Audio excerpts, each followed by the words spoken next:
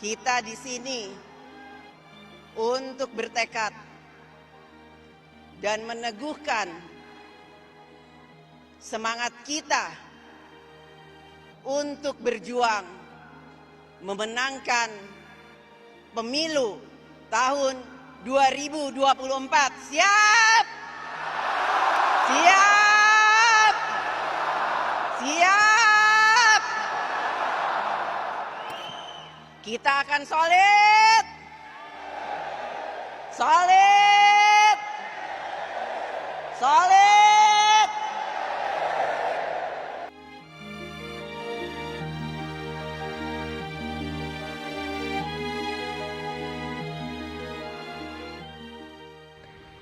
Tiga fraksi DPR RI yakni PDIP, PKS, dan PKB usulkan hak angket dalam rapat paripurna DPR RI ke-13 pembukaan masa sidang 4 2023 hingga 2024 yang digelar pada Selasa 5 Maret 2024.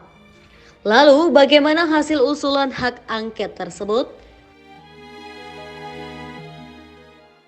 Fraksi PDIP diwakili oleh anggota DPR RI Arya Bima yang meminta pimpinan DPR RI untuk menyikapi usulan hak angket dugaan kecurangan pemilu 2024 dengan bijak, sebab menurut dia ini adalah upaya agar pemilu di masa depan akan berjalan lebih baik. Kemudian senada dengan Bima, fraksi PKS Aus Hidayat Nur mengatakan hak angket dapat menjadi solusi dalam menjawab kecurigaan dan dugaan yang beredar di masyarakat. Sementara fraksi PKB diwakili oleh anggota DPR RI Luluk Nur Hamidah yang menyebut usulan hak angket dugaan kecurangan pemilu itu dilakukan supaya mendapatkan kepastian bahwa pemilu 2024 dijalankan sebagaimana mestinya.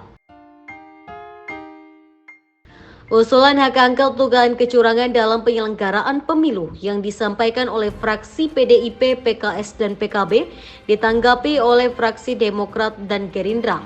Anggota Komisi 6 DPR RI dari fraksi Demokrat Herman Khairon mengatakan usulan hak angket jangan sampai menuduh pelaksanaan pemilu 2024 diisi dengan kecurangan.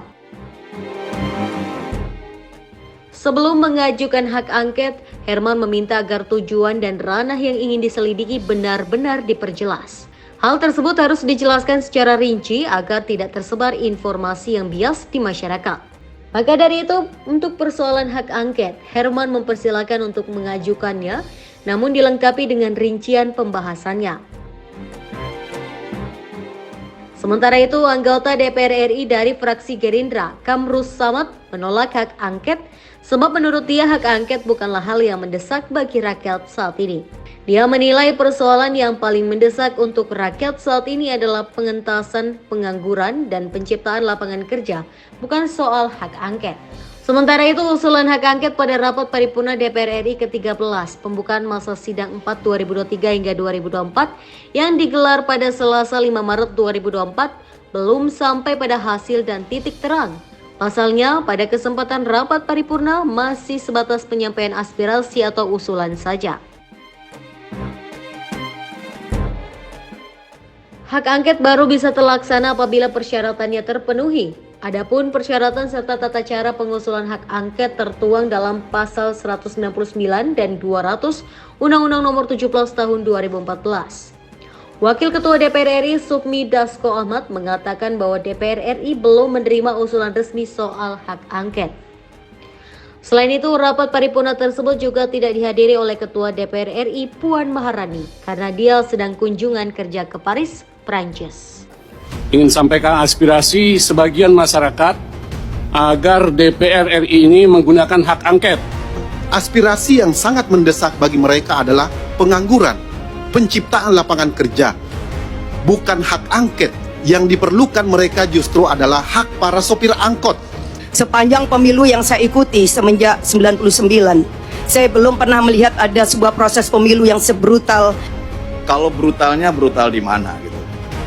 Saya Aus Hidayat Nur, anggota DPR RI fraksi PKS, Dapil Kalimantan Timur, nomor anggota A455.